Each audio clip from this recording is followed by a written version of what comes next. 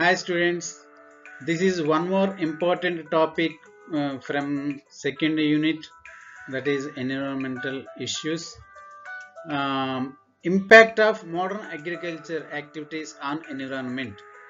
Third one అంటే first one మనం definition concept components గురించి తెలుసుకున్నాం. సెకండ్ దాంట్లో పారిశ్రామికీకరణ ప్రభావం పర్యావరణ పైన ఏ విధంగా ఉంటుందని తెలుసుకున్నాం. ఇక్కడ వ్యవసాయం తాలూకా ప్రభావం, ముఖ్యంగా ఆధునిక వ్యవసాయ పద్ధతులు పర్యావరణానికి ఏ విధంగా హాని కలిగిస్తున్నాయి. ఇందాక మనం ముందు క్లాస్లో చెప్పుకునేటప్పుడు పారిశ్రామికీకరణ అవసరం, మన ఎదుగుదలకి, దేశ ఆర్థికాభివృద్ధికి పారిశ్రామికీకరణ అవసరం కాబట్టి పరిశ్రమలు పెంపొందించుకోవాల్సిన బాధ్యత మన అందరిపైన ఉంది. అట్ ద సేమ్ టైం మానవుల తాలూకా రక్షణ అలాగే పర్యావరణ పరిరక్షణ కూడా అవసరమని తెలుసుకున్నాం. ఇక్కడ కూడా సేమ్ కాన్సెప్ట్ ఏంటంటే వ్యవసాయం అవసరం, వ్యవసాయ దిగుబడిని పెంచడం కోసం ఆధునిక వ్యవసాయ పద్ధతిలో వ్యవసాయం చేయటం కూడా అవసరమే.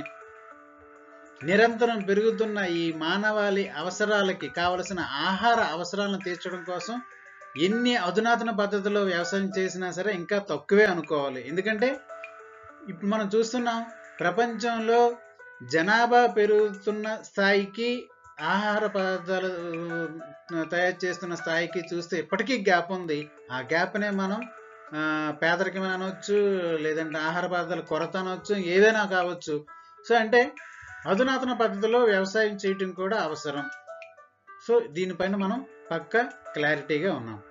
అయితే ఈ వ్యవసాయ పద్ధతులు అనేవి పర్యావరణాన్ని ఏ విధంగా డ్యామేజ్ చేస్తున్నాయి, ఈ పద్ధతులు పర్యావరణ హానికి ఏ విధంగా కారణమవుతున్నాయి, సో దాన్ని మనం ఏ విధంగా అధిగమించగలం, దాన్ని ఏ విధంగా మనం ఓవర్కమ్ చేయాలి అనే విషయాలు మాత్రమే ఇందులో మనం తెలుసుకుంటాం అన్నమాట. అంటే మీరు ఇంతకుముందు ఫస్ట్ ఇయర్లో ఈ గాలి కాలుష్యం, నేల కాలుష్యం, నీరు కాలుష్యం అన్నీ తెలుసుకున్నారు. ఇప్పుడు దాన్ని కొంచెం డివైడ్ చేస్తున్నాము. పరిశ్రమల వల్ల ఏ రకమైన కాలుష్యం ఉంది, దాన్ని ఏ రకంగా ఎదుర్కోవాలి, వ్యవసాయ రంగం నుంచి ఏ రకమైన కాలుష్యం ఉంది, దాన్ని ఏ రకంగా ఎదుర్కోవాలి, ప్రపంచ వాతావరణ సమస్యలు ఏంటి, వాటిని ఏ రకంగా ఎదుర్కోవాలి, ఇలా కేటగిరీ వైజ్గా డివైడ్ చేసి తెలుసుకుంటున్నాం.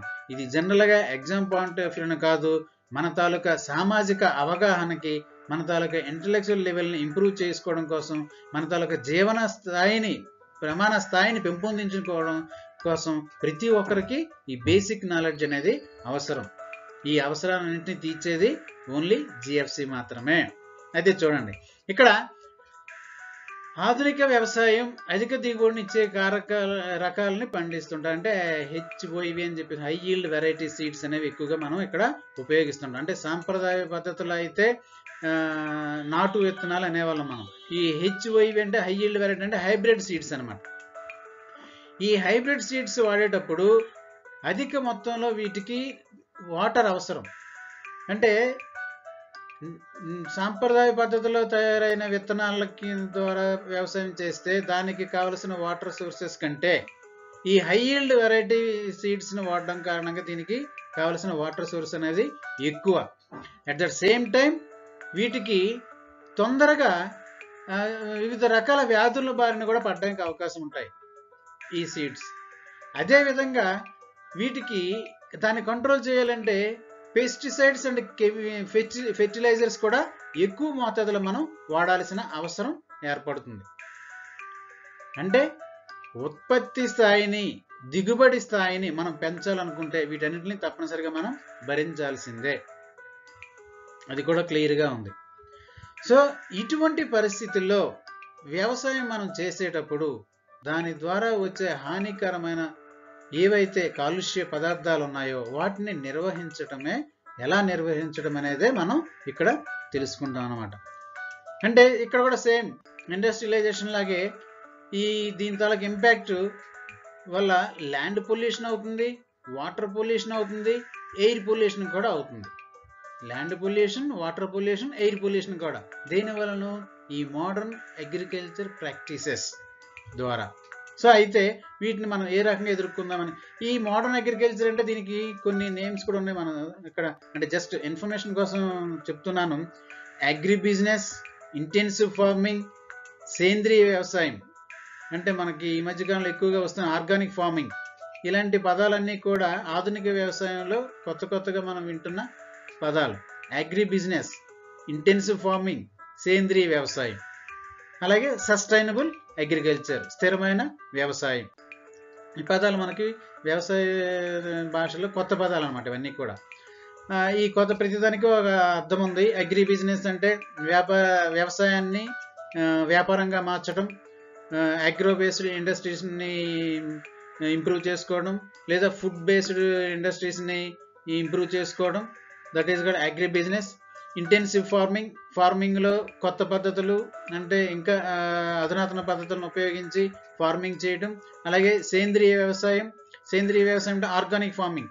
చాలా సందర్భాలు ఇప్పుడు మనం సిటీలో చూస్తున్నాం ఆర్గానిక్ స్టాల్స్ అని చెప్పేసి. అంటే క్రిమి సంహారక మందులు, ఎరువులని ఉపయోగించకుండా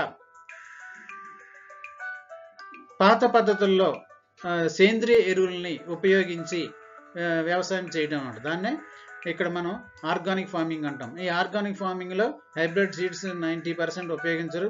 at the same time pesticides, కెమికల్స్ని కూడా, ఫెర్టిలైజర్స్ని కూడా అతి తక్కువ, అవసరమైతే అతి తక్కువ మోతాదులో ఉపయోగిస్తారు, కానీ 99.9% ఉపయోగించరు. అదే ఆర్గానిక్ ఫార్మింగ్.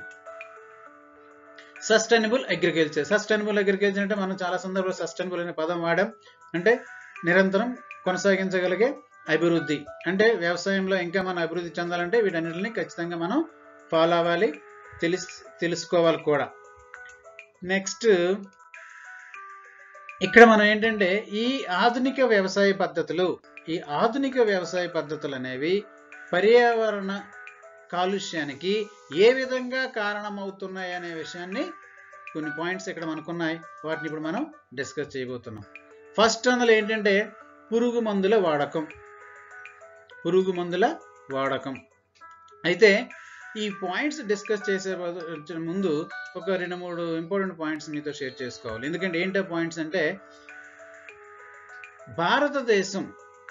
భారతదేశం లాంటి అభివృద్ధి చెందిన దేశం కావచ్చు, వెనుకబడిన దేశం కావచ్చు, ఈ దేశంలో ఉన్న జనాభాలో అధిక జనాభా వ్యవసాయం పైన ఆధారపడి ఉన్నది. First point. సెకండ్ పాయింట్, వ్యవసాయం పైన ఆధారపడిన ఈ రైతుల్లో ఎక్కువ మంది నిరక్షరాస్యులుగా ఉండడం. Second point. థర్డ్ పాయింట్, నిరక్షరాస్యులే కాకుండా వీళ్ళు ఎక్కువ మంది పేదరికంలో ఉండటం. థర్డ్ పాయింట్, ఈ నిరక్షరాస్యత, పేదరికంలో ఉండటం కారణంగా ఈ టెక్నాలజీని ప్రాపర్ వేలో ఉపయోగించలేకపోవటం. చూసారా ఒకదానికి ఎలా లింక్ ఉన్నాయో. ఎక్కువ మంది వ్యవసాయం పైన ఆధారపడి ఉండడం, ఆధారపడిన వాళ్ళు ఎక్కువ మందికి ఎడ్యుకేషన్ లేకపోవడం, ఆ ఎడ్యుకేషన్ లేకపోవడమే కాకుండా వాళ్ళ ఆర్థిక స్తోమత కూడా తక్కువగా ఉండడం, తద్వారా ఆధునిక పద్ధతులని ప్రాపర్ వేలో యూటిలైజ్ చేసుకోలేకపోవడం. ఈ సమస్యలన్నిటికీ ఇప్పుడు మనం చెప్పబోయే పాయింట్స్ అన్నిటికీ ఇవన్నీ లింక్ అయి ఉన్నాయి అన్నమాట. అందుకే మీకు ముందుగా ఈ విషయం చెప్తున్నాను. అయితే పురుగు మందుల వాడకం, ఈ పురుగు మందుల వాడకం అనేది మనం దిగుబడి పెంచడం కోసం ఆటోమేటిక్గా హై ఈల్డ్ వెరైటీస్ వాడుతున్నాము. మరి అలాంటప్పుడు ఈ పురుగు మందులు అనేది దానికి ఎక్కువ ముందే చెప్పుకున్నాము, తొందరగా ఇవి వ్యాధుల పైన పడడానికి అవకాశం ఉందని చెప్పేసి. అలాంటప్పుడు పురుగు మందులు వాడాలి. పురుగు మందులు వాడాలంటే అక్కడే మనకి ఇందాక చెప్పుకున్న పాయింట్ వస్తుంది అనమాట. ఏ వ్యాధికి ఏ మందు వాడాలి, ఎంత మోతాదులో వాడాలి, ఏ సమయంలో వాడాలి, ఏ విధంగా వాడాలి అనే నాలెడ్జ్ అనేది నిజంగా మన దురదృష్టం ఇప్పటికీ మన దేశంలో ఉన్న చాలా మంది రైతులకి తెలియదు. దీన్ని తెలియచేయాల్సిన బాధ్యత ప్రభుత్వానికి ఉంది. సో ఈ మధ్య కాలంలో ఆ ప్రయత్నాలు ప్రభుత్వం అనేది చేయడం జరుగుతుంది. కానీ వాటి తల ప్రతిఫలాలు రావడానికి ఇంకా కొంత టైం పడుతుంది. ఈలోగా జరగాల్సిన నష్టం కొంత జరుగుతుంది కూడా. అంటే ఈ పురుగు మందులు వాడడం వల్ల ఏమవుతుందంటే ప్రాపర్గా వాడకపోవడం వల్ల, గాలిలో స్ప్రే చేయడం కారణంగా మనము డైరెక్ట్గా గాలి కాలుష్యం అవడం వల్ల మనము దానివల్ల ప్రభావితం అవుతున్నాం. అదేవిధంగా దేనికోసం వేస్తున్నాం అవే కాకుండా ఇతర క్రిమి కీటకాలను కూడా మనం చంపేయడం జరుగుతుంది అన్నమాట. ఆ విధంగా మనం దాన్ని వాడుతున్నాం. అంటే ఇది మానవ ఆరోగ్యమే కాకుండా సహజ సమతౌల్యం అనేది దెబ్బతింటుంది. రెండింటి పైన ప్రభావితం చూపిస్తుంది అనమాట. ఏది? పెస్టిసైడ్ యూసేజ్, పురుగు మందుల వాడకం. నెక్స్ట్ కెమికల్ ఫెర్టిలైజర్ యూసేజ్, రసాయన ఎరువుల వాడకం.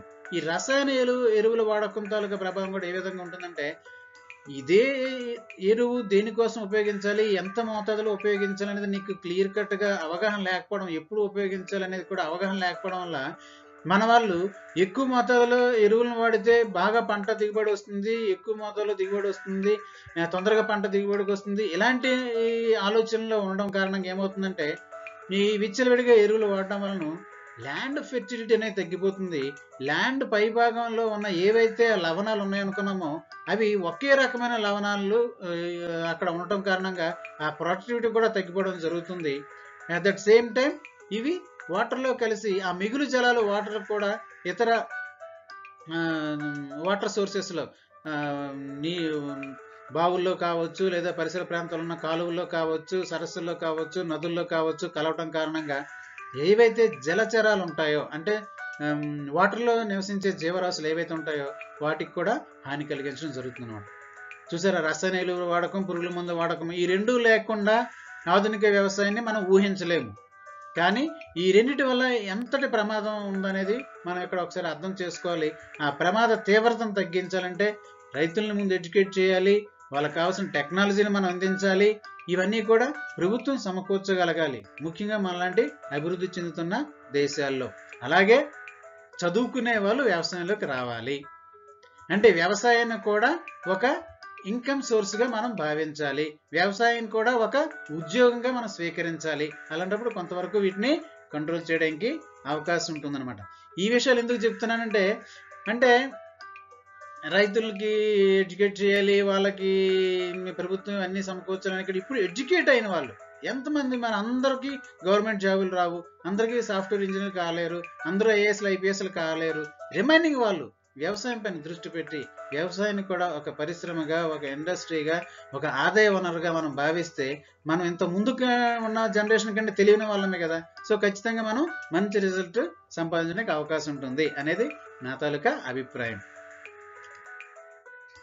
ఇరిగేషన్, నీటిపారుదల పద్ధతులు. ఈ నీటిపారుదల పద్ధతులు కూడా రాంగ్ ఇరిగేషన్ మెథడ్స్ ఏవైతే ఉన్నాయో దీనివల్ల కూడా మనకి ఈ పర్యావరణం అనేది కాలుష్యం అవుతుంది. అంటే ఈ ఎరువులు ఇవి వాడేటప్పుడు ఏ మోతాదులో వాటర్ లెవెల్ ఉంచాలి అనేది మనం సరిగ్గా అవగాహన లేకపోవడం, అధిక మొత్తంలో వాటర్ లెవెల్స్ ఉంచి ఆ సందర్భంలో ఈ రసాయనిక ఎరువులను వాడడం కారణంగా ఆ వాటర్ లీకేజ్ అయిపోయి ఇతర వాటర్ సోర్సెస్లోకి ప్రవేశించడం ద్వారా నష్టం జరుగుతుంది. ఆల్రెడీ ఇంతకుముందే మనం చెప్పుకున్నాం. అదేవిధంగా నేల కోతకు కూడా కారణం అవుతుంటుంది. వాటర్ సోర్స్ అనేది ప్రాపర్గా లేకుండా సాయిల్ ఎరాయిజన్ అంటే నేల కొట్టుకుపోవడం. నేల కొట్టుకుపోవడం అంటే దాని అర్థం ఏంటి, పై పొరలో ఉన్న ఏవైతే లవణాలు ఉన్నాయో వాటిని కోల్పోవడం అనమాట. That is soil erosion. ఇది కూడా ప్రాపర్ ఇరిగేషన్ మెథడ్స్ వాడకపోవడం వల్లే మనం ఫేస్ చేస్తుంటాం అనమాట. దానివల్ల ఏమవుతుంది, ఉత్పాదక స్థాయి తగ్గుతుంది, ఉత్పత్తి స్థాయి, దిగుబడి స్థాయి తగ్గిపోతుంది. అంటే మనకి అక్కడ కాస్ట్ ఆఫ్ ప్రొడక్షన్ పెరిగిపోతుంది, వచ్చిన ఉత్పత్తి అనేది తగ్గిపోతుంది. దీనివల్ల ఏమవుతుందంటే ఆటోమేటిక్గా ఫుడ్ గ్రెయిన్స్ రేట్ అనేది పెరుగుతుంది అనమాట. చూసారా, ఒకదానికోటి ఎంత మనం అనుకుంటాం ఏంటి కందిపప్పు రేటు పెరిగిపోయిందని చెప్పేసి, ఏంటి ఇలా కూరగాయల రేట్లు పెరిగిపోతున్నాయంటే దానికి ఒకదానికి వెనక ఇంటర్లింక్స్ ఏవైతే ఉన్నాయో రూట్ లెవెల్ కాజెస్ కనుక మనం అబ్జర్వ్ చేసి స్టడీ చేస్తే అప్పుడు వాస్తవ పరిస్థితి ఏంటనేది మనకి క్లియర్గా అర్థమవుతుంది. అందుకే మీరు వీటన్నిటిపైన అవగాహన కలిగి ఉండాలి. వ్యవసాయం తాలూకా ప్రభావం, ఆధునిక వ్యవసాయం ప్రభావం పర్యావరణంపై ఏ విధంగా ఉంది ఇది మనం తెలుసుకుంటేనే మన జీవితంలో స్థిరపడగలమా, బాగుపడగలమా అనుకుంటే దెర్ ఈజ్ నో ఆన్సర్. కానీ you have to know, you have to learn. ఇది నేను విద్యార్థులకు ఇచ్చే నా సలహా. Next, improper agriculture practices. ప్రాపర్గా అంటే చేసే విధానంలో, చేయాల్సిన విధానంలో ఈ పద్ధతులు, వ్యవసాయ పద్ధతులని మనం అవలంబించకపోవడం కారణంగా కూడా పర్యావరణం అనేది కాలుష్యం అవుతుంది. అలాగే తప్పుడు వ్యవసాయ పద్ధతులు ఎలాగంటే మట్టిలో లవణాలు, నీటి సంపీడనం, అలాగే పురుగు మందులు కాలుష్యం, నేల కాలుష్యం క్షీణించడం, ఇవన్నీ సంతానోత్పత్తి తగ్గిపోవడం, ఇవన్నీ దేనివల్ల జరుగుతున్నాయంటే ప్రాపర్ వేలో మనం ఈ వ్యవసాయ పద్ధతులను అనేవి అవలంబించకపోవటం. దానికి కారణం మేము ఎవరి బిగినింగ్లోనే చెప్పాను నేను. ఏంటవి, ఎడ్యుకేషన్ లేకపోవటం, టెక్నాలజీని అడాప్ట్ చేసుకోకపోవటం, లిటరసీ అలాగే ఆర్థిక స్తోమత తక్కువగా ఉండడం, ఇవన్నీ ఒకదానికొకటి లింక్ అనమాట. ఇవన్నింటి వల్ల ఇంప్రాపర్ అగ్రికల్చర్ ప్రాక్టీస్ అనేవి మనలాంటి అభివృద్ధి చెందిన దేశాల్లో చాలా చూస్తున్నాం. దానివల్లనే పర్యావరణం కూడా కాలుష్యం అవుతుంది వివిధ రకాలుగా. Next rotation method. ఇక్కడ రొటేషన్ మెథడ్ అంటే మీకు ఈజీగా అర్థం అవ్వాలంటే పంట మార్పిడి విధానం. ఈ పంట మార్పిడి విధానం వలన కూడా పర్యావరణం అనేది కొంతవరకు డ్యామేజ్ అవుతుంది. మనకి ఏ రకంగా నష్టం జరుగుతుందో చూద్దాం. పంట మార్పిడి విధానం అంటే ఒకటే, మనకి సరైన అవగాహన లేకపోవడం వల్ల మనం ఏంటంటే నిరంతరం ఒకే పంటను పండిస్తుంటారు. మీరు గ్రామీణ వాతావరణం నుంచి వచ్చిన వాళ్ళు, ఆ ఐడియా ఉన్న వాళ్ళకి అర్థమవుతుంది. ఎప్పుడు చూసినా వరి వరి వరి వరి లేదా మిరప మిరప మిరప మిరప ఇలా ఒకే పంటను కంటిన్యూగా వేయటం వల్ల ఏమవుతుందంటే ఆ సాయిల్ టాప్ లేయర్లో ఉన్న ఈ లవణాలు, సేంద్రియాలు ఏవైతే ఉంటాయో అవి ఒకే రకమైనవి వాడకం జరుగుతుంది అనమాట. ఆ ల్యాండ్లోంచి నిరంతరం ఒరే వేసామనుకోండి, వరికి కావాల్సినవన్నీ అందులోంచి లాగేస్తుంటారు. అంటే కొన్నాళ్ళ తర్వాత ఇంకా ఆ భూభాగంలో వరి అనేది పండదు. అంటే ఏంటి? ఇంబ్యాలెన్స్, ఆ సాయిల్ అనేది అసమతుల్యానికి గురవుతుంది. అలా ఉండకుండా ఉండాలంటే పంట మార్పిడి విధానం అవసరం.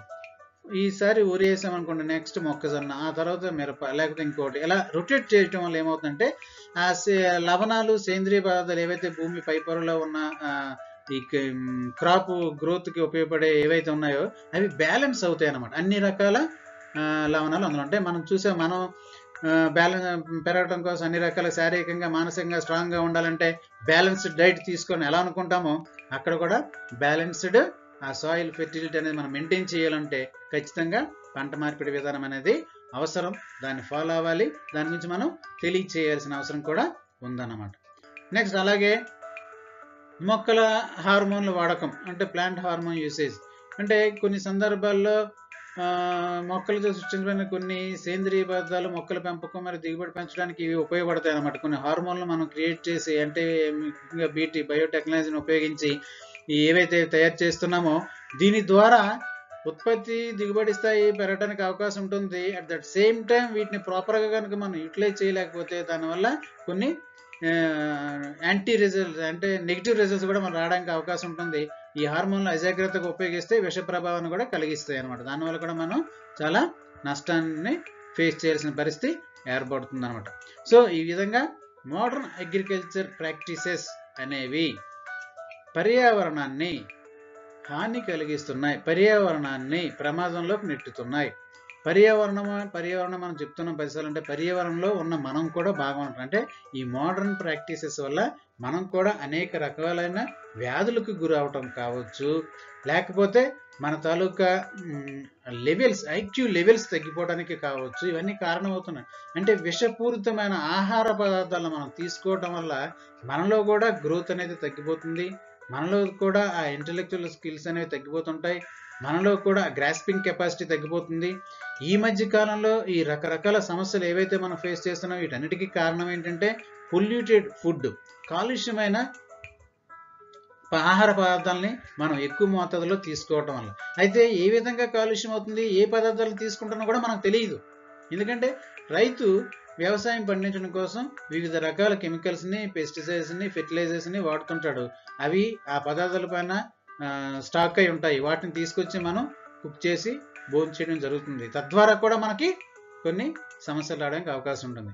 ముఖ్యంగా ఇవి ఎప్పుడూ కూడా జీర్ణ వ్యవస్థని డ్యామేజ్ చేసే వ్యాధులు ఎక్కువగా మనం గురి కావాల్సిన అవసరం ఉంటుంది. అలాగే శ్వాసకోశకు సంబంధించినది, జీర్ణ వ్యవస్థకి అంటే డైజెస్ట్ సిస్టము అండ్ లంగ్స్కి, ఈ రెండింటికి పైన ఎక్కువ ప్రభావం ఉంటుందన్నమాట. ఈ అగ్రికల్చర్ ముఖ్యంగా ఈ అగ్రికల్చర్ పొల్యూషన్ అనేది ఏ విధంగా ఉంటుంది, ఈ రెండింటిపైన ఎక్కువ ప్రభావం చూపిస్తుంది. ఇంకా మోరోవర్ పార్షియల్గా ఏంటంటే ఈ కంటికి సంబంధించిన జబ్బులు కానీ లేదా స్కిన్కి సంబంధించిన డిసీజెస్ కూడా దీని కారణంగా రావడం అనేది జరుగుతుంది. మనం డీప్గా మరికొంచెం ముందుకు వెళ్ళి ఇంకొంచెం డీటెయిల్గా చదివితే కనుక అది ఏ రకంగా అనేది మనకు తెలుస్తుంది. మీకు కావాల్సిన ఇన్ఫర్మేషన్ నెట్లో కూడా దొరుకుతుంది. ఫర్ ఎగ్జాంపుల్ ఏదైనా ఒక క్రాప్ని తీసుకొని మనం స్టడీ చేస్తే అది ఎన్ని రకాల కెమికల్స్ దానికి వాడుతున్నారు, ఎన్ని రకాల ఫెర్టిలైజర్స్ దానికి వాడుతున్నారు, పెస్టిసైడ్స్ ఎన్ని రకాలు వాడుతున్నారు, అవి డైరెక్ట్గా మనం ఫుడ్ రూపంలో తీసుకుంటే దాని ఇంపాక్ట్ మన ఆరోగ్యం పైన ఏ విధంగా ఉంటుందని కూడా మీకు అర్థమవుతుంది. లేదంటే ఒక కేసుని తీసుకుని స్టడీ చేసి ముందుకు వెళ్ళాలన్నమాట. ఫైనల్గా మనం ఇక్కడ చెప్పబోయేది ఏంటంటే మనిషి పెరుగుతున్న జనాభా అవసరాలన్నింటినీ తీర్చడం కోసం ఆధునిక వ్యవసాయ పద్ధతులు అనేవి అవసరం. ఈ ఆధునిక వ్యవసాయ పద్ధతుల్ని అవలంబించాలి అంటే ఖచ్చితంగా ఫార్మర్స్ తాలూకా లిటరసీ రేట్ అనేది పెంచాలి, వాళ్ళ తాలూకా ఫైనాన్షియల్ స్టాండర్డ్స్ అనేవి పెంచాలి, ఆర్థిక స్తోమతను పెంచాలి. అదేవిధంగా టెక్నాలజీని అడాప్ట్ చేసుకునే విధానాన్ని వాళ్ళకి అలవాటు చేయాలి. దానికి కావాల్సిన సబ్సిడీస్ ఏదో మనం గవర్నమెంట్ కూడా కొంత సహాయం చేసి వాళ్ళని దాని వైపు మోటివేట్ చేయాలి. అలాగే ఈ ట్రైనింగ్ అనేది ఎస్టాబ్లిష్ చేయాలి ఫార్మర్స్కి. ప్రతి టైంలో కూడా రబీ ముందు కానీ ఖరీఫ్ ముందు కానీ దానికి కావాల్సిన పంటలు వేసే ముందు దానికి కావాల్సిన శిక్షణ కూడా ఇప్పించాలి. ఆ విధంగా కొన్ని జాగ్రత్తలు కనుక మనం తీసుకుంటే పర్యావరణానికి హాని కలగకుండా మనకు కావలసిన ఆహార ఉత్పత్తుల్ని మనం పెంపొందించడం కోసం అవకాశం ఉంటుంది. తద్వారా ఈ పెరిగిన ఉత్పత్తుల్ని ఇతర దేశాలకు కూడా ఎగుమతి చేసి మనం విదేశీ మారక ద్రవ్య నిల్వలను కూడా పెంచుకోవడానికి అవకాశం ఉంటుందన్నమాట. అంటే మోడర్న్ టెక్నాలజీ మనకి ఇచ్చే వరం అదే. మనకు కావలసిన పదార్థాలను మనం తయారు చేసుకోవడమే కాకుండా ఎగుమతి చేయగలిగిన స్థాయికి మనం వెళ్ళాలి. ఎప్పుడు వెళ్తున్నామంటే సాధ్యమవుతుందంటే ఇవన్నీ ఖచ్చితంగా ఫాలో అయినప్పుడు మాత్రమే అది సాధ్యమవుతుంది అన్నమాట. ఇందులో మీకు ఇమేజ్, ఒక చిన్న ఇమేజ్ ఉంది చూడండి ఇక్కడ. ఎన్విరాన్మెంటల్ ఇంపాక్ట్స్ ఆఫ్ అగ్రికల్చర్ అంటే మీకు ఈజీగా అర్థం అవడం కోసం ఆల్రెడీ మనం అన్ని డిస్కస్ చేసినవి ఇందులో విషయాలు ఉన్నాయి. అయితే చూడండి, ట్రెడిషనల్ అగ్రికల్చర్ మెథడ్ ఇక్కడ మీకు ఈజీగా అర్థం అవుతుంది చెప్తాను. ఎన్విరాన్మెంటల్ ఇంపాక్ట్స్ ఆఫ్ అగ్రికల్చర్ కదా మనం చెప్పుకుంటూ ఇంతవరకు డిస్కస్ చేసింది కూడా అదే కదా. రెండు రకాలు అనుకుందాం మనం. అగ్రికల్చర్ చేసే విధంగా రెండు అనుకుందాం. ట్రెడిషనల్ మెథడ్ ఒకటి, మోడర్న్ మెథడ్ ఒకటి అనుకుందాం. ట్రెడిషనల్ మెథడ్ ద్వారా చూడండి 3 ప్రాబ్లమ్స్ ఇక్కడ మనం మెన్షన్ చేసుకోవడం జరిగింది. ట్రెడిషనల్ మెథడ్ ద్వారా 3 ప్రాబ్లమ్స్ని మెన్షన్ చేయడం అనేది జరిగింది. వేరాజ్ మోడర్న్ అగ్రికల్చర్ దగ్గరికి రండి, ఇక్కడికి వస్తే ఎన్ని ప్రాబ్లమ్స్ 1 2 3 4 5 మళ్ళీ సబ్ 1 2 3 4 5 6 7 8 8 + 5 13 అంటే 13 రకాలుగా ఇవి కాలుష్యం అవడానికి కారణం అవుతుందన్నమాట. ఏది? ఆధునిక వ్యవసాయ పద్ధతులు. ట్రెడిషనల్ మెథడ్స్ చూసుకుంటే ఇక్కడ ఓన్లీ 3 టైప్స్ ఉన్నాయి. ఇందులో చాలా ఇన్ఫర్మేషన్ ఉంది.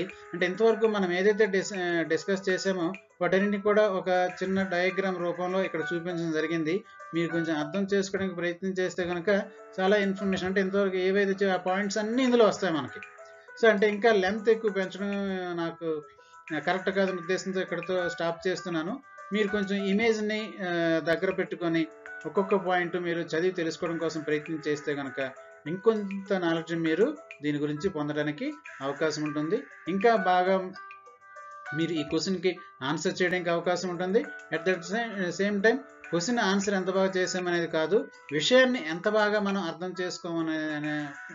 చేసుకున్నాం అనేది కూడా మీరు ఇక్కడ గ్రహించాలి. సో తద్వారా మీరు ఇంకా బాగా అర్థం చేసుకోవడానికి అవకాశం ఉంటుందని ఈ ఇమేజ్ని కూడా మీకు ఇక్కడ డిస్ప్లే చేయడం అనేది జరిగిందన్నమాట. ఓకేనా? Okay, next okay, thank you one and all. ఎప్పటిలాగే లాస్ట్లో COVID-19 ప్రివెన్షన్ టిప్స్ దయచేసి తప్పుగా ఎవరు భావించవద్దు. ప్రతి ఒక్కరు కూడా ఈ టిప్స్ని ఫాలో అవ్వాలి. ఫాలో అయినప్పుడు మాత్రమే మనం కరోనా రహిత సమాజంలోకి మళ్ళీ మనం అడుగడానికి అవకాశం ఉంటుంది. కరోనా ముందు రోజులను మనం చూడాలనుకుంటే, ఎంజాయ్ చేయాలనుకుంటే ఖచ్చితంగా మన అందరం కూడా ఈ 5 టిప్స్ ఏవైతే ఉన్నాయో ఈ టిప్స్ అన్నిటిని ఫాలో అవ్వాలి. మనం ఫాలో అవటమే కాకుండా మనతో ఉన్న వాళ్ళందరినీ కూడా ఫాలో అయ్యేటట్లు వాళ్ళలో కూడా అవగాహన పెంపొందించాలి. తద్వారా మనం కోవిడ్ రహిత సమాజాన్ని నిర్మించాలి. So go corona go, go corona go. Thank you one and all.